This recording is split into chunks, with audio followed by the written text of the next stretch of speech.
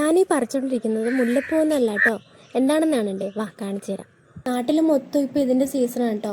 ഞങ്ങൾ മിക്ക ദിവസവും ഇതിവിടെ നിന്ന് എടുക്കാറുണ്ട്. വീട്ടിൽ പിന്നെ കസിൻസും പിള്ളേരൊക്കെ വന്നതുകൊണ്ട് അവർക്കും കൂടെ ഒന്ന് ചില്ലായിക്കോട്ടെ എന്ന് എഴുതിയിട്ട് അവരെയും കൂട്ടി ഞാൻ ഇങ്ങോട്ട് വന്നത്. അപ്പോൾ ഇതാ നമ്മുടെ സാധനം ഇതാണ് മൾബറി. ഈ കറുത്ത് നിൽക്കുന്നില്ലേ, അതാണ് കേട്ടോ എടുക്കാനുള്ളത്.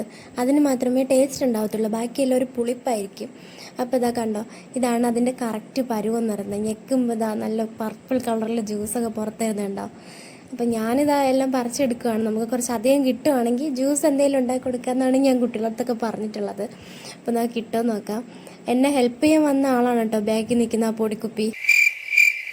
അവളും പിന്നെ അവളുടെ പരിപാടിയൊക്കെ കഴിഞ്ഞ ശേഷം അവളുടെ കണ്ണിൽ കണ്ട മൾബറിയൊക്കെ അവളും പറിച്ച് തന്നിട്ടുണ്ടായിരുന്നു. അങ്ങനെ ഇതാ ഏതോ കാട്ടിൻ്റെ ഇടയിലൊക്കെ പോയിട്ട് കുറച്ച് മൾബറിയൊക്കെ എടുത്തുകൊണ്ട് വന്നിട്ടുണ്ട്. അണ്ണാരെ കണ്ണനും തന്നാലായതെന്നാണല്ലോ.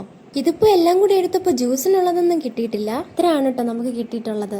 ഞാനപ്പോൾ ഇതെല്ലാം ഒന്ന് വാഷ് ചെയ്ത് എടുത്തുകൊണ്ട് വന്നിട്ടുണ്ട്. ഇതാണ് കേട്ടോ കഴിക്കുന്നതിൽ ഏറ്റവും ടേസ്റ്റ് ഉള്ളൊരു പരുവം. പിന്നെ ഇതാരും കഴുകാതെ കഴിക്കരുത് കേട്ടോ, കാരണം ഇതിൽ ചെറിയ പുഴുക്കളൊക്കെ ഉണ്ടാവാൻ ചാൻസ് ഉണ്ട്. അതുകൊണ്ട് കഴുകിയിട്ട് കഴിക്കുക കേട്ടോ. നമുക്ക് എന്തായാലും ഇതിൻ്റെ ടേസ്റ്റ് എങ്ങനെയുണ്ടെന്ന് നോക്കാം. കൊള്ളാം, നല്ല പുളിയും മധുരം ഒക്കെ ഉണ്ട്. എനിക്കെന്തായാലും ഇഷ്ടമായി. നമ്മുടെ തത്തക്കുട്ടിയോട് ചോദിച്ചു നോക്കാം, തത്തക്കുട്ടിക്ക് ഇഷ്ടമായോ എന്ന്. അവളുടെ ചിരി കണ്ടപ്പോൾ തന്നെ മനസ്സിലായിട്ടുണ്ടാവുമല്ലോ ഇഷ്ടമായോ എന്ന്.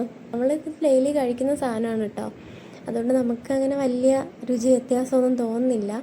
എൻ്റെ ചെറുപ്പത്തിൽ ഞാനത് കഴിക്കില്ലായിരുന്നു, കാരണം ഇത് ഒരു പുഴുവിൻ്റെ ടേസ്റ്റിലല്ലേ ഇരിക്കുന്നത്, ഷേപ്പിലല്ലേ ഇരിക്കുന്നത്. അതുകൊണ്ട് ഞാൻ കഴിക്കത്തില്ലായിരുന്നു. പക്ഷെ ഇപ്പം നല്ലോണം കഴിക്കും.